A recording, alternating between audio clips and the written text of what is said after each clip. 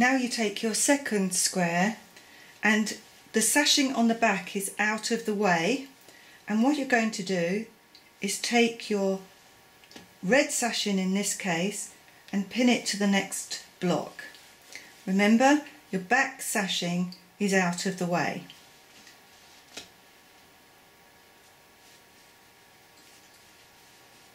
You don't need to pin if you don't want to. It's just a way of how you feel comfortable. And you take it to your machine and you sew that seam again, just 1/4 inch.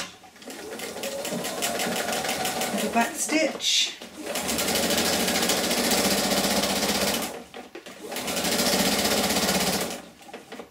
Pins out as you go, make sure it's on the edge.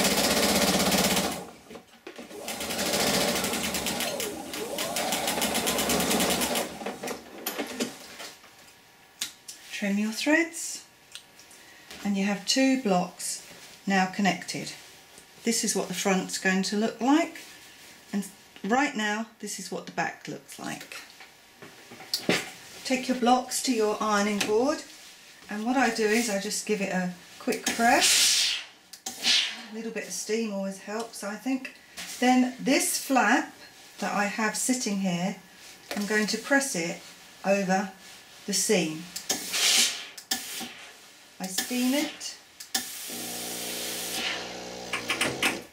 noisy iron, and you can see that it now covers this flap.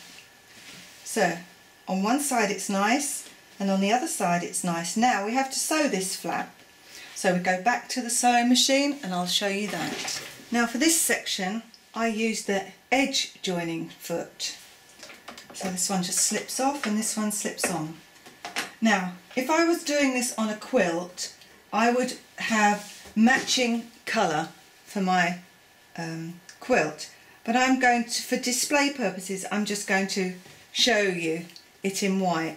Now make sure that you're sewing on the side that the flap is loose, and you bring it to your machine, and what you're going to do is sew in the ditch. You could do this with invisible thread if you can't find a matching colour. Oh, I need to change my machine from being on 1/4 inch back to central stitching.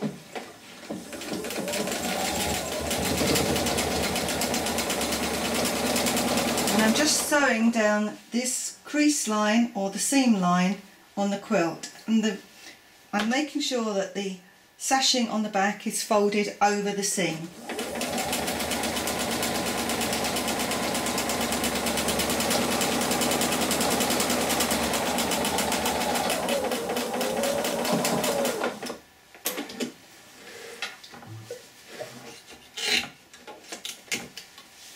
And there you can see my stitching, but if that was in the correct colour you wouldn't see it at all. And if you look at the back, this is now caught down. Now if you want to, you can make this 1 3/4 and turn it over, but I like to have that little bit of extra on the back just in case I don't catch it, because I found when it was 1 3/4 sometimes I didn't quite catch this seam, and I wanted it to be very secure. And when you actually have it in the correct colours, you can't even see that. So you just continue in that method all the way across your blocks, and it's exactly the same method to join this side, but you just do it with a longer piece of sashing to match your blocks however long you want. So I hope you enjoyed that little tutorial today about quilt as you go. If you need any further advice, or you'd like to look at our selection of fabric, why not have a look at www.passionforquilting.com. Thank you.